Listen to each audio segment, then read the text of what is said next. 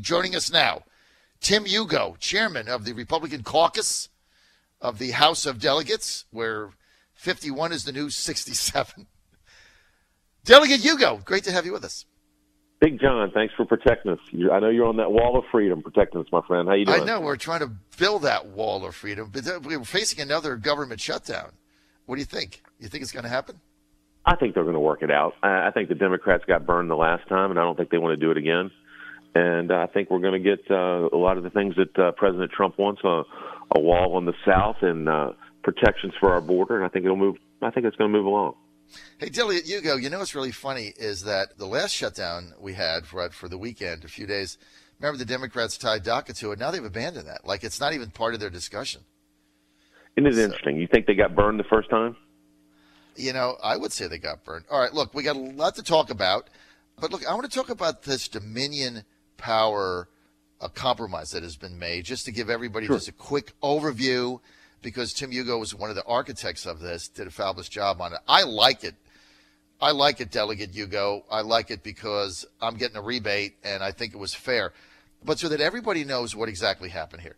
So 3 years ago, when it looked like we were going to have energy, and that energy bill, and it was going to cost billions of dollars, Frank Wagner cut a deal and said, I'm going to freeze rates, but we're not going to have an audit. And so everybody can plan on what they're paying. It's not going to go up. And if it goes up higher than Dominion estimated, they eat the cost. If not, maybe they get a little extra, but everybody's going to be protected. So those things never happened. And now people are coming back like Chap Peterson and saying, look, that was a bad deal for Virginia. Dominion needs to renegotiate. Chairman Hugo, take it from there. Two things, John. Let's set the stage a little better, just a little further. One of the reasons, this is another reason it was good that President Trump won. One of the reasons they had this rate freeze and why Dominion ended up overcharging is people thought Dominion were going to have to pay a lot more because of these things that the President Obama's administration required them to do. There were going to be things that were just really regulatory overreach that were just going to cost the ratepayers hundreds of millions of dollars. President Trump wins. It rescinds it. You don't have to do these things anymore. So logically, the ratepayer now deserves a cut. So what the deal is that we're going to do, and we're going to vote on this tomorrow in the House, in the Commerce Committee, requires Dominion to give $200 million in rate credits back to consumers. It requires Dominion to reduce rates another $125 million over the years. Gives the FCC to do a bunch of things, oversight over. Here's for Northern Virginia. Does a lot of things that are very good on solar and renewable energies. Requires Dominion to make investments. They're going to be about 5,000 megawatts of solar. And there's been a big fight in Northern Virginia. I know you've been on top of it and followed it about burying a power line out in Haymarket. Mm-hmm. That was my provision too. It makes Dominion bury that power line.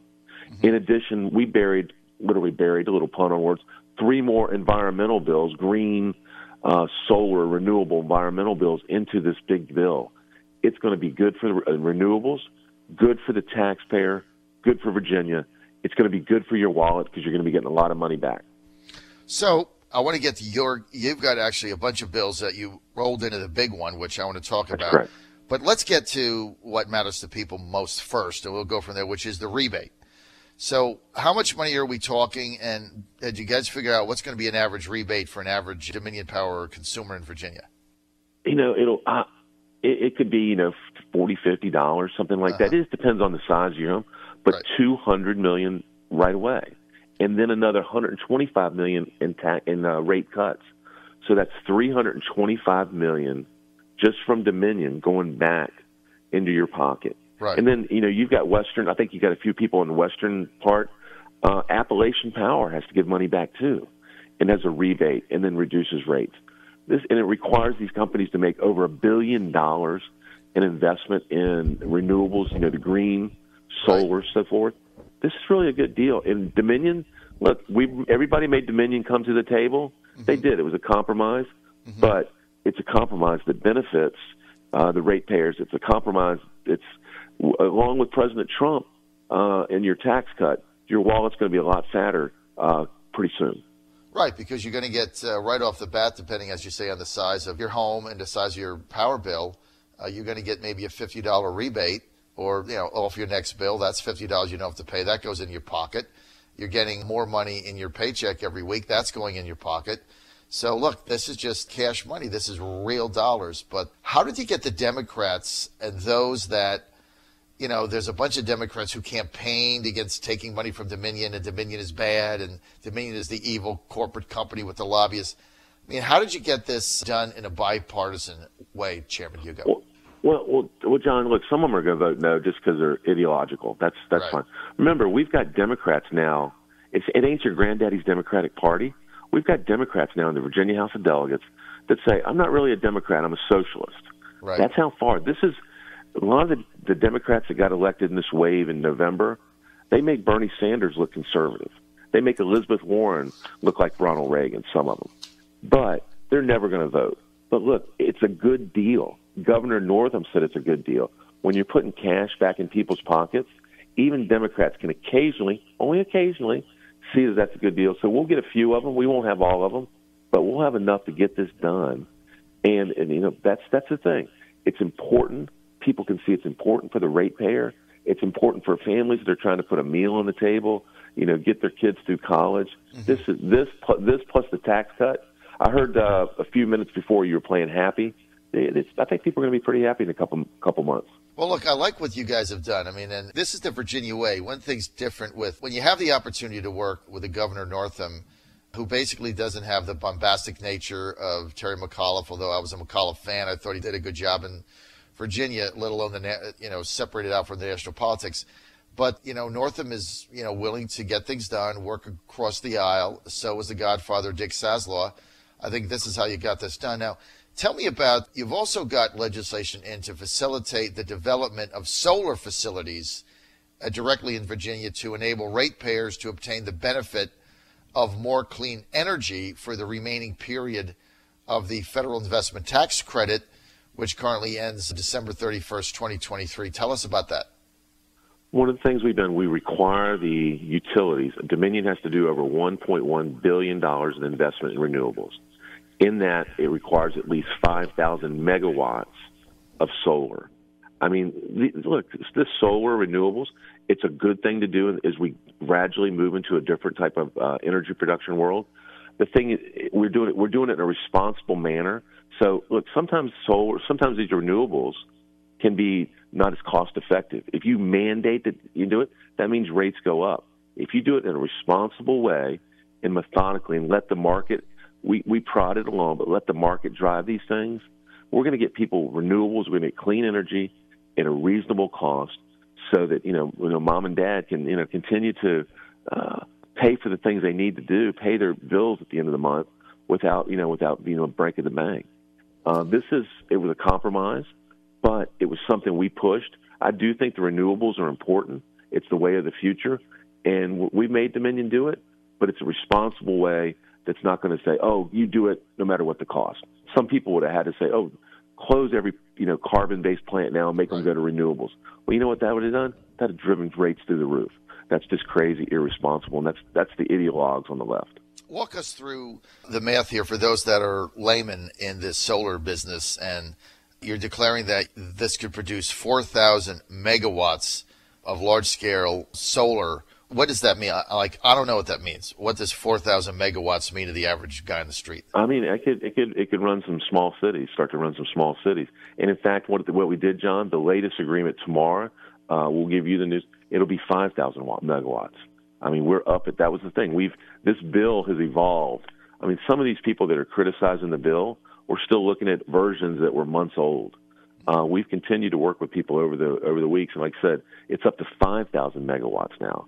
So this is the right way to go. We're making a difference. We're pushing it. And, once you do that 5,000 megawatts, you get better technology. You learn how to use this to do it better. And then that just builds for the future for more solar and more renewables. You also have a bill in that makes it easier for the energy efficiency program proposed by an electric utility requiring to pass the ratepayer impact measure test, which is outdated. How does that work? Well, what it does, John, this was actually came to us by some of the environmentalists. The way the test is set up now, it's called the RIM test, the rate test. It really precludes a lot of environmental work. This just gives the companies a little more flexibility, Dominion and Appalachian, a little more flexibility on how they want to do renewables. And again, this is just part of the compromise. And people, some of the ideologues are just complaining because they hate Dominion. Okay, I got that. But what we've done is worked with Dominion, worked with the governor, worked with Chairman Kilgore to make sure we get these things done. This bill, we put a lot of other good language bills in it, rolled bills into it. It's like an aircraft carrier going down the out. It's full, it's ready, it's loaded, and it's got a lot of things it's going to deliver for the taxpayers and ratepayers of Virginia. You've done a nice job. We should probably start to call you Energy Tim, right? Hashtag Energy Tim. You like it? All these environmental things. I'm feeling so green. You can call me Shrek. Shrek. Hashtag Tim Hugo. Hashtag Shrek. Feeling green.